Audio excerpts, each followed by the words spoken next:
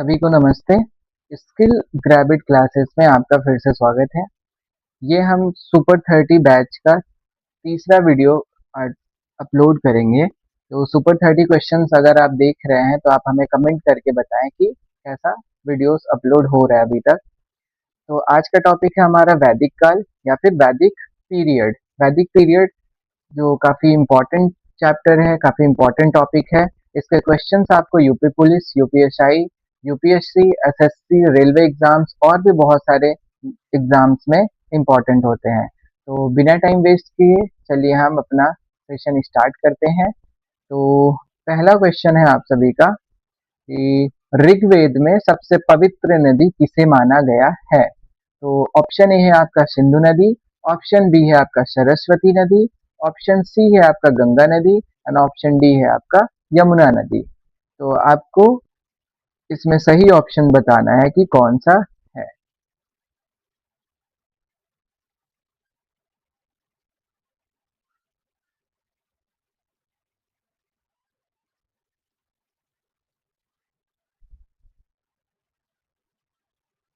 ठीक है, तो ऑप्शन बी इसका सही आंसर हो जाएगा कि ऋग्वेद की सबसे पवित्र नदी कौन है, सरस्वती नदी है। चलते हैं हम अपने अगले क्वेश्चंस पे। क्वेश्चन नंबर 2 है आपका।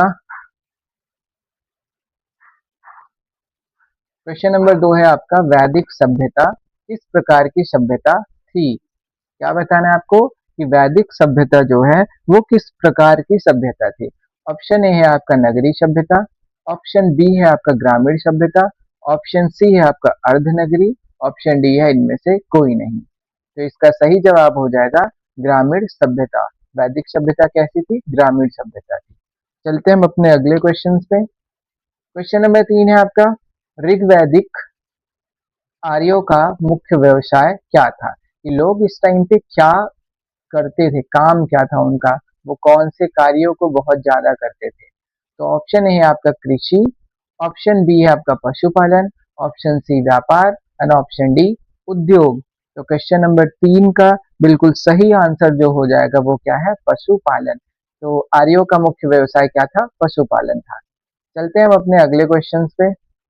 अगला क्वेश्चन है आपका, सत्यमेव जयते, क्या है, सत्यमेव जयते किस उपनिषद से लिया गया है। सत्यमेव जयते किस उपनिषद से लिया गया है। तो इसका सही आंसर आपको बताना है कि क्या होगा। तो पहला है आपका मुंडकोपनिषद, कठोपनिषद, छांदोग्य उपनिषद या फिर ईश उपनिषद। तो ये बहुत ही इंपॉर्टेंट क्वेश्चन है, हर एक एग्जाम में पूछा जाता है। तो आप इसको अच्छे से एकदम ध्यान से इसका जवाब दीजिएगा। क्वेश्चन नंबर 4 का जो सही आंसर हो जाएगा वो होगा ऑप्शन नंबर 1, मुंडको उपनिषद। मुंडको उपनिषद से ही हमारा सत्यमेव जयते लिया गया है। चलते हम अपने अगले क्वेश्चन पे। क्वेश्चन नंबर 5, वेदों की संख्या कितनी है। तो हम वैदिक पीरियड पढ़ रहे हैं तो हमें वेदों की संख्या तो पता होनी चाहिए। तो ऑप्शन है आपका 2, ऑप्शन बी है आपका 3, ऑप्शन सी है आपका 4, ऑप्शन डी है 5। तो वेदों की संख्या हमें बतानी है कि नंबर्स कितने हैं। तो ये नंबर में 4 है वेद। चलते हैं हम अपने अगले क्वेश्चन पे। क्या है, सबसे प्राचीन वेद कौन सा है। प्राचीन का मतलब क्या है कि सबसे पुराना या फिर एंशिएंट वेद। सबसे एंशिएंट, सबसे पुराना वेद कौन सा है। तो ऑप्शन है आपका Samaveda, option B Yajurveda, option C Atharvaveda या फिर ऑप्शन डी ऋग्वेद। तो इसका जो सही आंसर हो जाएगा क्वेश्चन नंबर 6 का वो क्या है, ऋग्वेद है। तो ऋग्वेद ही आपका क्या है, सबसे पुराना वेद है। चलते हैं हम अपने अगले क्वेश्चन पे। अगला क्वेश्चन आपका आता है क्वेश्चन नंबर 7 मिनट। सातवां क्या है, गायत्री मंत्र का उल्लेख, क्या है, गायत्री मंत्र का उल्लेख किस वेद में है। तो गायत्री मंत्र जो आप पढ़ते हैं, ओम भूर्भुवः स्वः तत्सवितुर्वरेण्यम, तो ये जो मंत्र है, ये मंत्र आपका कहाँ से आया है, ये भी बहुत ही इंपॉर्टेंट क्वेश्चन है। तो इसका ऑप्शन है आपका Rigveda, option B Samaveda, option C Yajurveda and option D Atharvaveda. तो ऋग्वेद आपसे कहाँ से मिला है? ये हमें गायत्री मंत्र ऋग्वेद से मिला है। तो क्वेश्चन नंबर 7 का पहला ऑप्शन बिल्कुल सही हो जाएगा। चलते हैं हम अपने अगले क्वेश्चन पे। Question number 8। आठवां क्या है? गायत्री मंत्र की रचना किसने की थी? तो गायत्री मंत्र की रचना किसने की थी? तो इसका सही आंसर आपको बताना है। तो ऑप्शन है आपके Vashishtha, option B Vishwamitra, option C Indra, option D Parikshit. ठीक है, तो आप इसका फटाफट से कमेंट में हमें आंसर बता दीजिए कि क्वेश्चन नंबर 8 का सही आंसर क्या हो जाएगा। तो क्वेश्चन नंबर बी का जो सही आंसर है वो क्या है? विश्वामित्र। तो गायत्री मंत्र की रचना किसने की थी? विश्वामित्र ने की थी। चलते हैं अब अपने अगले क्वेश्चन पे। अगला क्वेश्चन आपका क्या है? Question number 9। वैदिक काल में राजा द्वारा वसूला जाने वाला कर या फिर टैक्स। आज भी हम बहुत सारे टैक्सेस को पे करते हैं। आजकल तो जीएसटी लोग पे करने लगे हैं। तो जब वैदिक पीरियड चल रहा था तो उस टाइम भी कर या फिर टैक्स लिया जाता था। तो वो टैक्स कौन सा था? ऑप्शन ए है आपका जजिया, जजिया। ऑप्शन बी है आपका बाली या फिर बली। ऑप्शन सी है आपका लगान और ऑप्शन डी है आपका भाग। तो वैदिक पीरियड में आपको पता है इसका सही आंसर हो जाएगा बलि। जो वैदिक पीरियड में जो टैक्स या फिर कर वसूल किया जाता था उसको क्या कहते थे? हम बलि बोलते थे। चलते हैं हम अपने अगले क्वेश्चन पे। अगला क्वेश्चन है आपका क्वेश्चन नंबर 10। प्रसिद्ध दसराज युद्ध किस नदी के तट पर हुआ था? तो प्रसिद्ध दसराज युद्ध किस नदी के तट पर हुआ था? ऑप्शन है आपका पुरुश्री या फिर रावी। ऑप्शन डी है आपका वित्सता। ऑप्शन डी है आपका अशिकनी एंड ऑप्शन डी है आपका विपाशा। तो क्वेश्चन नंबर 10 का सही आंसर हो जाएगा आपका रावी नदी या फिर परुश्री नदी। इसके किनारे ही दसराज का युद्ध हुआ था। चलते हैं हम अपने अगले क्वेश्चन पे। अगला क्वेश्चन है आपका क्वेश्चन नंबर 11। अस्तोमा सदगमय कहाँ से लिया गया है? अस्तोमा सदगमय कहाँ से लिया गया है? ऑप्शन ए है आपका Rigveda, option B Samaveda, option C Yajurveda and option D Upanishad. तो इसका सही आंसर आप फटाफट से बताइए कि ये कहाँ से लिया गया है। तो क्वेश्चन नंबर 11 का जो सही आंसर हो जाएगा वो क्या हो जाएगा? ऋग्वेद। ऋग्वेद से ही हमारा गायत्री मंत्र, ऋग्वेद से ही हमारा अस्तोमा सदगमय और ऋग्वेद ही हमारा सबसे पुराना वेद भी है। ठीक है, तो ये बहुत ही इंपॉर्टेंट है। चलते हैं हम अपने अगले क्वेश्चन पे। अगला क्वेश्चन है आपका क्वेश्चन नंबर 12। 12 में क्या है कि किस वेद में जादुई माया और वशीकरण का वर्णन है? कि किस वेद में जादुई माया और वशीकरण का वर्णन है? जादू टोना ये सारी चीजें किस में होती थी? तो ऑप्शन ए है आपका Rigveda, option B Yajurveda, option C Samaveda and option D Atharvaveda. तो क्वेश्चन नंबर 12 का जो सही आंसर हो जाएगा वो क्या हो जाएगा? डी अथर्ववेद। अथर्ववेद ही ऐसी है जहाँ पे वशीकरण और जादुई टोने ये सभी चीजें उसके मंत्र हमें वहां पे मिलते हैं। इसमें है ये अथर्ववेद में। ठीक है, चलते हैं हम अब अपने अगले क्वेश्चन पे। अगला क्वेश्चन है आपका 13। 13 नंबर में क्या कह रहा है वो आपसे? 13 नंबर में वो आपसे कह रहा है कि भारतीय संगीत का आदि ग्रंथ किसे कहा जाता है? क्या पूछा है? भारतीय संगीत का आदि ग्रंथ किसे कहा जाता है, कि कहाँ से ये चीजें आई हैं? तो ऑप्शन ए है आपका Rigveda, option B Upanishad, option C Yajurveda and option D Samaveda. तो आदि संगीत के लिए आपको पता होना चाहिए कि हमारे वेद में मेंशन है। जैसे मंत्रों का उच्चारण है, जादू टोने का उच्चारण है, वैसे ही संगीत का भी उच्चारण है। तो संगीत हमारे कहाँ से आया है? सामवेद से आया है। तो इसका सही आंसर क्या हो जाएगा? Option number D. सामवेद में हमें क्या मिलता है? संगीत मिलता है। संगीत क्या है? आदि ग्रंथ है। चलते हैं हम अपने अगले क्वेश्चन पे। अगला क्वेश्चन है आपका प्रथम विधि निर्माता कौन है? ये विधि या फिर रूल बुक जो भी चीजें बनाई गई थी एंशिएंट टाइम में उसको कौन बनाया था? तो विधि निर्माता कौन है? ऑप्शन ए है आपका मनु, ऑप्शन बी है चाणक्य, ऑप्शन सी है आपका चंद्रगुप्त, ऑप्शन डी है आपका सेल्यूकस। तो क्वेश्चन नंबर 14 का जो सही आंसर हो जाएगा वो क्या है? मनु। मनु ही क्या है? प्रथम विधि निर्माता है। चलते हैं हम अपने अगले क्वेश्चन पे। अगला क्वेश्चन है आपका क्या, कि पुराणों की संख्या कितनी है।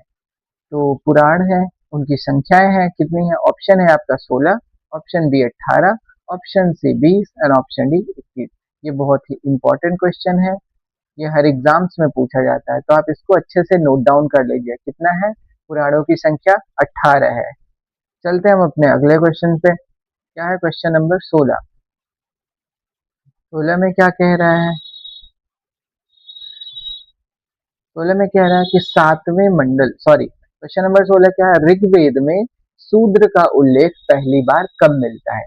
कि शूद्र, शूद्र को कहाँ मानते थे, कि ये निचले में आते थे, निचले लोगों को माना जाता था वैदिक पीरियड में शूद्र। तो इनके पहली बार कब उल्लेख मिला है, तो पहला है आपका ऑप्शन क्या, सातवें मंडल, ऑप्शन बी आठवें मंडल, ऑप्शन सी नौवें मंडल एंड ऑप्शन डी 10वें मंडल। तो 16 का जो सही आंसर हो जाएगा वो क्या हो जाएगा, डी 10वें मंडल में ही आपको देखने को मिलता है। चलते हैं हम अपने अगले क्वेश्चन पे। अगला क्वेश्चन क्या है आपका 17। 17 में कह रहे हैं कि वैदिक धर्म वैदिक धर्म का मुख्य लक्षण किसकी उपासना था। वैदिक धर्म का मुख्य लक्षण किसकी उपासना था। तो पहला है प्रकृति, दूसरा है पशुपति, तीसरा है देवी माता, चौथा है त्रिमूर्ति।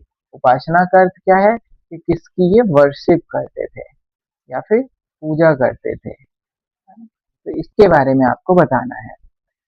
तो क्वेश्चन नंबर 17 का जो सही आंसर हो जाएगा वो क्या है, प्रकृति। ये प्रकृति की पूजा करते थे सबसे ज्यादा। अगर पशुपति की बात की जाए तो ये इंडस वैली सिविलाइजेशन का है। चलते हैं हम अपने अगले क्वेश्चन पे। क्या है, पुरंदर। क्वेश्चन नंबर 18 में क्या कह रहे हैं, पुरंदर शब्द का प्रयोग किस देवता के लिए हुआ है। पुरंदर शब्द का प्रयोग किस देवता के लिए। ऑप्शन ए है आपका Indra, option B Agni, option C Varuna and option D Soma. तो 18 का जो सही आंसर हो जाएगा वो है इंद्र। इंद्र को ही क्या कहा जाता है, पुरंदर भी बोला जाता है। इसका कहाँ से आया है, ये वैदिक पीरियड से ही आया है, वैदिक काल से ही आया है। ठीक है, हम अपने अगले क्वेश्चन पे चलते हैं। Question number 19। 19 में क्या है, कि सल्व सूत्र किस विषय से संबंधित पुस्तक है। सल्व सूत्र किस विषय से संबंधित पुस्तक है। तो ऑप्शन ए है आपका ज्यामिति या फिर ज्योमेट्री, ऑप्शन बी ज्योतिष, ऑप्शन सी गणित एंड ऑप्शन डी खगोल शास्त्र। ठीक है, तो क्वेश्चन नंबर 19 का जो सही आंसर हो जाएगा वो क्या है, ऑप्शन नंबर ए ज्यामिति। सल्व सूत्र कहाँ से हमें पता चलता है, कहाँ का विषय है, ज्योमेट्री या फिर ज्यामिति का है। चलते हैं हम अपने अगले क्वेश्चन पे। क्या है क्वेश्चन नंबर 20। आर्य भारत में सर्वप्रथम कहाँ बसे थे। कि जब आर्य इंडिया में आए तो वो सर्वप्रथम कहाँ पे आए। ठीक है, तो ऑप्शन है आपका ए समातट में, ऑप्शन बी है आपका प्राग ज्योतिष में, ऑप्शन सी है आपका पंजाब में एंड ऑप्शन डी है आपका पांचाल में। तो आर्य सर्वप्रथम कहाँ आए थे। तो क्वेश्चन नंबर 20 का जो सही आंसर है वो क्या हो जाएगा, पंजाब में। ठीक है, हम अपने अगले क्वेश्चन पे चलते हैं। अगला क्वेश्चन है आपका 21। 21 में क्या कह रहे हैं आपसे, कि ऋग्वेद का कौन सा मंडल सोम को समर्पित है। ऋग्वेद का कौन सा मंडल सोम को समर्पित है। तो ऑप्शन है आपका सातवां मंडल, ऑप्शन बी है आपका आठवां मंडल, ऑप्शन सी है आपका नौवां मंडल एंड ऑप्शन डी है आपका 10वां मंडल। तो सोम को समर्पित करने वाला कौन सा मंडल है, इसका सही आंसर हो जाएगा ऑप्शन नंबर सी नौवां मंडल। चलते हैं हम अपने अगले क्वेश्चन पे। अगला क्वेश्चन है आपका क्वेश्चन नंबर 22। 22 में वो आपसे क्या कह रहा है, कि जीवन का विज्ञान या फिर आयुर्वेद का उल्लेख कहाँ है। तो कहाँ से ये आया है आयुर्वेद। ऑप्शन है आपका अरण्यक में, ऑप्शन बी सामवेद में, ऑप्शन सी यजुर्वेद में एंड ऑप्शन डी अथर्ववेद में। तो क्वेश्चन नंबर 22 का सही आंसर जो हो जाएगा, कि आयुर्वेद हमें कहाँ से पता चलता है। तो इसका सही आंसर है अथर्ववेद। तो ऑप्शन नंबर डी बिल्कुल सही उत्तर है, कि अथर्ववेद में ही हमें आयुर्वेद के बारे में पता चलता है, और ये बहुत ही इंपॉर्टेंट क्वेश्चन है। चलते हैं हम अपने अगले क्वेश्चन पे। क्वेश्चन नंबर 23 में क्या कह रहे हैं, वैदिक युग की लोकप्रिय शासन प्रणाली क्या थी। क्या पूछ रहा है आपसे कि वैदिक युग की लोकप्रिय शासन प्रणाली क्या थी? ऑप्शन है आपका निरंकुश, ऑप्शन बी है आपका प्रजातंत्र, ऑप्शन सी है आपका गणतंत्र, ऑप्शन डी है आपका वंशानुगत राजतंत्र। तो क्वेश्चन नंबर 23 में आपको बताना है। तो निरंकुश ऐसी कोई चीजें आपको मिली नहीं है कि राजा बहुत ही क्रूर हो, ऐसी चीजें। प्रजातंत्र, तो प्रजातंत्र या फिर गणतंत्र, ये दोनों तो एक ही है, जो कि आज के टाइम में ये चीजें चल रही हैं। तो ये कहाँ है? प्रेजेंट में चल रही है। तो बचा कौन? वंशानुगत राजतंत्र। तो वैदिक टाइम पे कौन सी लोकप्रिय शासन प्रणाली थी? वंशानुगत राजतंत्र की चल रही थी। तो ये एक राजा आएगा, फिर राजा का बेटा आएगा, फिर उसके बाद। तो चलते हैं हम अपने अगले क्वेश्चन पे। क्या है? Question number 24। उपनिषद पुस्तकें किस पर आधारित हैं? तो ऑप्शन ए है आपका धर्म पर, ऑप्शन बी योग पर, ऑप्शन सी दर्शन पर और ऑप्शन डी कानून पर। तो 24 का जो सही आंसर हो जाएगा दर्शन पर, कि फिलॉसफी। उपनिषद किस पे है? फिलॉसफी पे है। चलते हैं हम अपने अगले क्वेश्चन पर। क्या है? गोत्र व्यवस्था या प्रचलन में कब आई? गोत्र व्यवस्था कि लोगों के गोत्र का निर्धारण किया जाने लगा, तो ये चीजें कब आई थी? ये है आपका ऋग्वैदिक काल में, दूसरा है आपका उत्तर वैदिक काल में, तीसरा है महाकाव्य काल में और चौथा है सूत्र काल में। तो क्वेश्चन नंबर 25 का जो सही आंसर हो जाएगा वो क्या है? उत्तर वैदिक काल। उत्तर वैदिक काल में ही ये आई थी। अगले क्वेश्चन में हम चलते हैं। अगला क्वेश्चन है आपका क्वेश्चन नंबर 26। किस देवता की स्तुति में 250 सूक्त रचे गए हैं? किस देवता की स्तुति में 250 सूक्त रचे गए हैं? तो हमें क्या बताना है? 250 सूक्त किस देवता की स्तुति में रचे गए हैं? तो ऑप्शन ए है आपका इंद्र, ऑप्शन बी है आपका अग्नि, ऑप्शन सी है आपका वरुण और ऑप्शन डी है आपका सूर्य। तो 26 का जो सही आंसर हो जाएगा वो क्या हो जाएगा? Indra, option number A. Indra के लिए ही स्तुतियों में 250 सूक्त, कितने? 250 सूक्त की रचना की गई है। चलते हैं हम अपने अगले क्वेश्चन पे। अगला क्वेश्चन है आपका क्वेश्चन नंबर 27। 27 में क्या कह रहे हैं कि सभा और समिति को प्रजापति की दो पुत्रियां कहा गया है। कि सभा और समिति को प्रजापति की दो पुत्रियां कहा गया है। तो किस वेद में मिला है आपको? तो ये आपको बताना है। तो क्या है? Rigveda option A, option B Yajurveda, option C Samaveda और ऑप्शन डी अथर्ववेद। तो क्वेश्चन नंबर 27 का जो सही उत्तर है वो क्या है आपका? अथर्ववेद। अथर्ववेद में सभा और समिति को प्रजापति की दो पुत्रियां कही गई हैं। चलते हैं हम अपने अगले क्वेश्चन पे। अगला क्वेश्चन है आपका क्वेश्चन नंबर 28। ऋग्वैदिक काल में का निष्का क्या था? तो हमें निष्का के बारे में बताना है क्या था। ऑप्शन है आपका क्या? कान का आभूषण, ऑप्शन बी आपका गले का आभूषण, ऑप्शन सी बाहु का आभूषण या फिर ऑप्शन डी कलाई का आभूषण। तो निष्का के बारे में बताना है। तो निष्का, निष्का का मतलब आप समझ लो जैसे आज के टाइम में लोग हार ऐसी चीजें पहनते, तो ये कहाँ पहना जाता था? गले में। तो ये निष्का क्या है? गले का आभूषण था। चलते हम अपने अगले क्वेश्चन पे। अगला क्वेश्चन है आपका क्वेश्चन नंबर 29। 29 में आपसे क्या पूछा है? व्याकरण ग्रंथ अष्टाध्यायी के रचनाकार कौन है? ये बहुत ही इंपॉर्टेंट क्वेश्चन है। ठीक है, ये बहुत सारे एग्जाम्स में पूछा जाता है और ये रिपीटेड क्वेश्चन है। ठीक है, तो इसका आंसर आप ध्यान से दीजिएगा। ऑप्शन ए आपका Kapil, option B Patanjali, option C Gautam and option D Panini. तो व्याकरण ग्रंथ अष्टाध्यायी के रचनाकार कौन है? तो इसका सही आंसर हो जाएगा ऑप्शन नंबर डी पाणिनि। चलते हैं हम अपने अगले और लास्ट क्वेश्चन पे। अगला क्वेश्चन है आपका क्या है?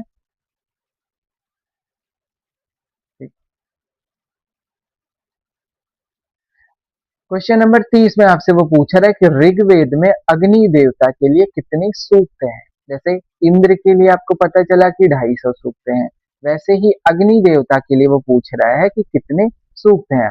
ऑप्शन ए है आपका 200, ऑप्शन बी है आपका 250 एंड ऑप्शन सी है आपका 300 एंड ऑप्शन डी है आपका 150।